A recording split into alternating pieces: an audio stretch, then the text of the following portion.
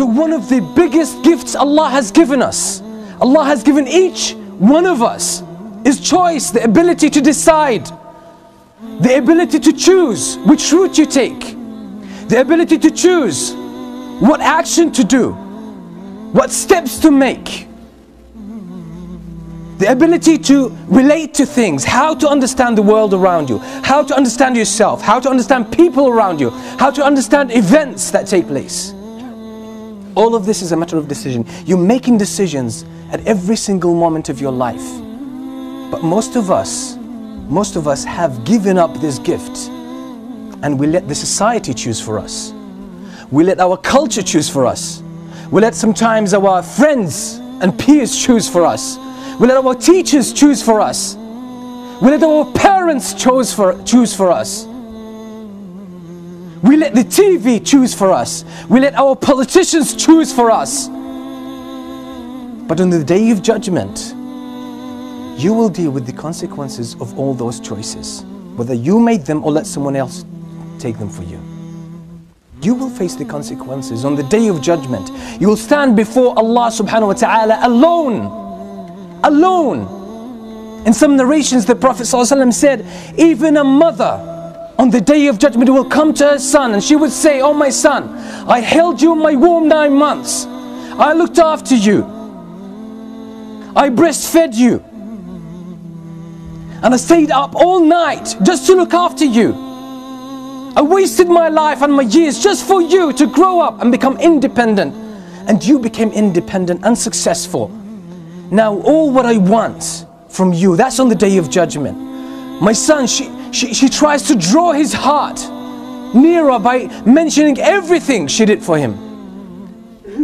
Then she says, oh my son, in exchange of all of this, all what I'm asking for is one hasanah, one good deed, one reward.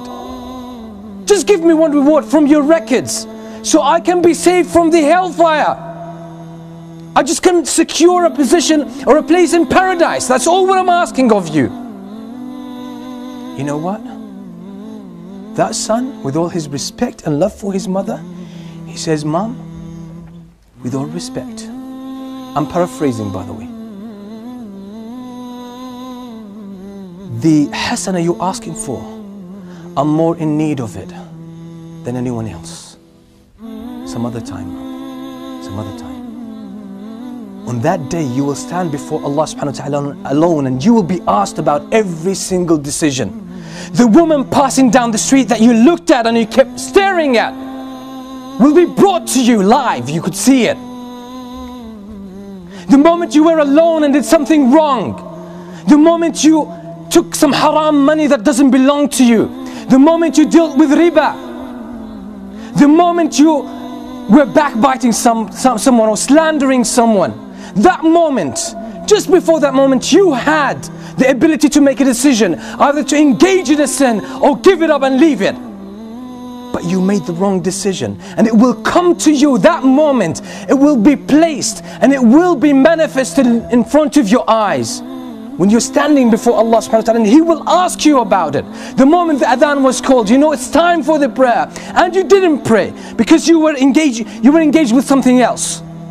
Any of these worldly matters, it will be brought to you and you will regret the decisions you made.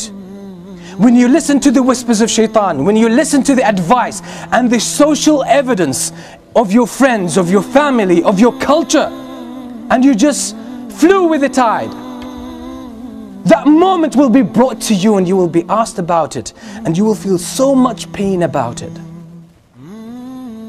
The first moment of pain you'll start to feel is the moment the angels come to you and start dragging your soul out of your body.